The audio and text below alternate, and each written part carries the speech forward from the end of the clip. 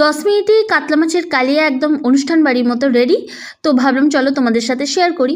আমি কাতলা মাছের পেটি দিয়ে রান্না করছি, এটা কেউ দাগা দিয়েও চাইলে করতে পারে, তাতে টেস্টে কিছু হেরফের হয় না।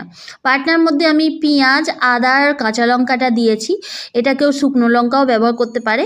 আর আমি মাছটা কিন্তু ভেজে লাল করে তুলে রাখলাম। এর মধ্যে আমি সর্ষের তেলটা ব্যবহার করছি, আর সর্ষের তেলে দিয়ে দিলাম বেশ কয়েকটা রসুন থেতো করে। আমি কিন্তু রসুনটা বাটিনি সেই জন্য। তো রসুনটা থেতো করে ব্রাউন কালার আসার পরেই কিন্তু আমি বাটনাটা দিয়ে দিচ্ছি। তো এটা বাটনাটা একটুখানি কষাতে হবে এবং কাঁচা গন্ধটা চলে গেলে তার মধ্যে দিয়ে দেবো হলুদ গুঁড়ো, জিরের গুঁড়ো, কাশ্মীরি মির্চ পাউডার আর স্বাদ মতো নুন। এটা দিয়ে একটুখানি কষাতে হবে এবং কষাতে কষাতে এটা একটুখানি গাঢ় হয়ে আসবে। যখন গাঢ় হয়ে আসছে তখন আমি দিয়ে দিলাম টমেটো কুচি। টমেটো কুচিটা অল্প একটু নাড়তে তো হবেই, কারণ যেহেতু টমেটোটা নরম হওয়ার ব্যাপার আছে। আর এই সময় আমি চিনি দিয়ে দিচ্ছি, যেহেতু কাতলা মাছের কালিয়া আমি যেহেতু ঘটি, একটু তো চিনি দেবই।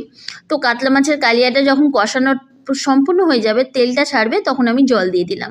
জল দিয়ে দেওয়ার পরে কিন্তু আমি মাছগুলো ছেড়ে দিচ্ছি, কারণ এই মাছটা কিন্তু ভাজা রয়েছে, কড়া করে ভাজা, এবং সে একটুখানি জলটা টানবে। তো রস রস যখন একটু থাকবে তখন কিন্তু আমি গরম মশলা গুঁড়ো দিয়ে মাছের কালিয়াটা নামিয়ে ফেলবো। গরম ভাতে দারুণ লাগবে। তো ভিডিওটা দেখার জন্য অসংখ্য ধন্যবাদ। Tata, bye bye.